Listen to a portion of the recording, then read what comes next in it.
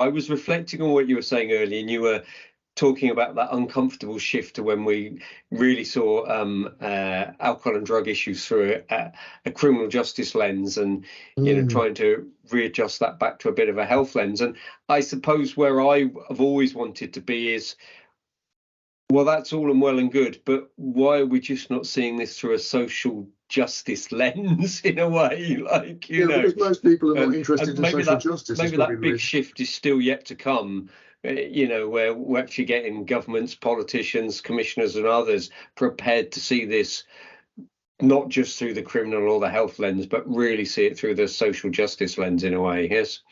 Well, that would be great. I mean, as I say, I think there are an awful lot of people who are not particularly interested in social justice.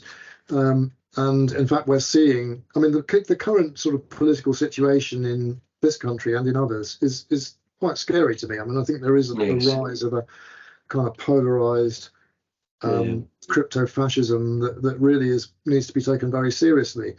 And, in those circumstances, an emphasis on social justice can be hard to maintain. I mean, I'm not that pessimistic. I mean, I think there may be a corrective. I'm just hoping that things like the general election in Poland, they kind of point us towards the fact that maybe this isn't a kind of inexorable swing to the right.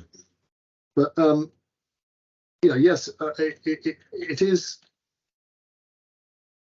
seeing it as part of a decent society, and that collective responsibility to build a decent society is, I think, quite under considerable threat at the moment. And what I would really like is for that not to be true. I'm hoping that my fears are not realised. By the way, Storm Kieran has just arrived, or Kieran, or however it's said, has just arrived. That's the hammering of the rain on my window. Okay, fantastic. Which again is another issue, which is the whole business of our planet disappearing. But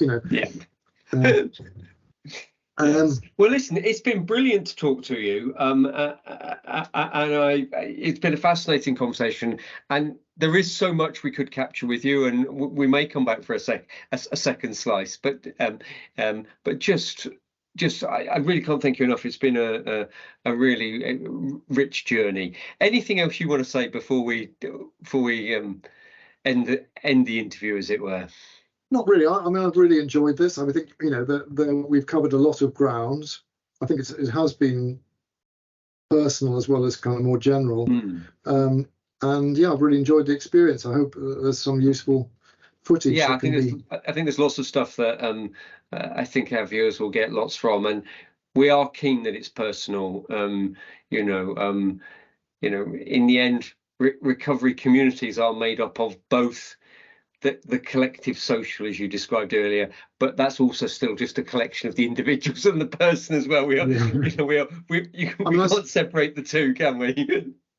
Definitely. I mean, interestingly, there is one topic that I wouldn't mind coming back and talking about, which is the whole business of decriminalisation and the legal status of drugs in this country. But I'm glad we didn't get onto it this time. I think it would have been a totally different sort of topic. Yeah, lovely. Yeah. Listen, brilliant. Thank you very much indeed, and enjoy the rest of the day. And I hope you don't get too battered there in the south from the storm today. I think we shouldn't be in the kind of epicenter of the storm, but I think we may be quite lucky. But it is going to be wet and windy for a couple of days. So Wulf, it's been great talking to you. I'll hopefully be in touch soon. Yeah, brilliant. Thank you very much indeed. All right. Bye. Bye.